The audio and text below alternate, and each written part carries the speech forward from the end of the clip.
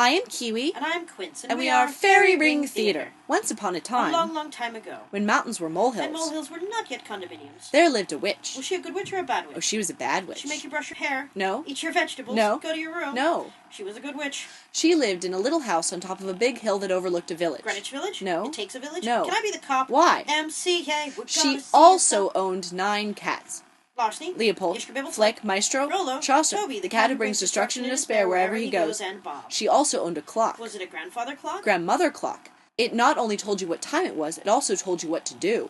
Did it tell you to go to your room? No. Eat your vegetables? No. Brush your hair? No. It was a good grandmother clock. It was a great-grandmother clock. The ticks would tick. And the talks would talk. What would they say? Time to feed the cats. Time to feed the cats. And the witch would feed Larceny, Leopold, Flick, Maestro, Rollo, Chaucer, Toby, the cat who brings destruction and despair wherever he goes. And Bob. Then the ticks would tick. And the talks would talk. What would they say? Time for the witching hour. Time for the witching hour. Ooh, the witching hour. And the witch would hop on her broom, fly out the window, and zoom low over the village. And the villagers would quake. And the villagers would cower. And the villagers would do this with their fingers. Ah! Well, one day the clock broke. Oh no! The talks were ticking. The ticks were talking. What were they saying? Time for the witching hour. Time for the witching hour. Time for the witching hour. Time for the witching hour. That just wouldn't stop.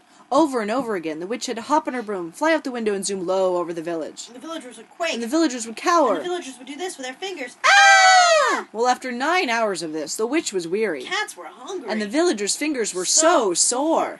The witch decided it was time to fix the clock. She crawled inside. Just then, Toby, the cat And who it brings destruction and despair wherever he goes, saw a shadow flit across the wall. He was startled. He jumped up off the couch, in the living room, into the kitchen, through the dishwater, back into the living room, into the door of the great-grandmother clock, locking the witch shut tight inside. The cats began to howl. The cats began to wail. The cats began to caterwaul. Down in the village, the villagers were scared. They grabbed their pitchforks. They grabbed their rakes. They grabbed their torches and headed to the witch's house to burn the house down. Burn the house down. Burn the house down. We don't need no water, let the mother... Finally, the witch discovered the source of the problem. Little tiny toy mouse. The letter T embroidered on the rump was stuck in the gears. The witch removed the mouse. The clock began to tick. The clock began to talk. The ticks were ticking. The talks were talking. What were they saying? Time to feed the cats. Time to feed the cats. Just then, the villagers burst in through the door, torches ready. Just then, the witch burst out of the clock, wand ready. She waved it 3 times over the villagers. And turned them all into mice. And fed Larceny, Leopold, Flick, Maestro, Rollo, Chaucer, Toby, the cat who brings destruction and despair wherever he goes. And Bob. And the moral of the story is, A a witch in time saves 9.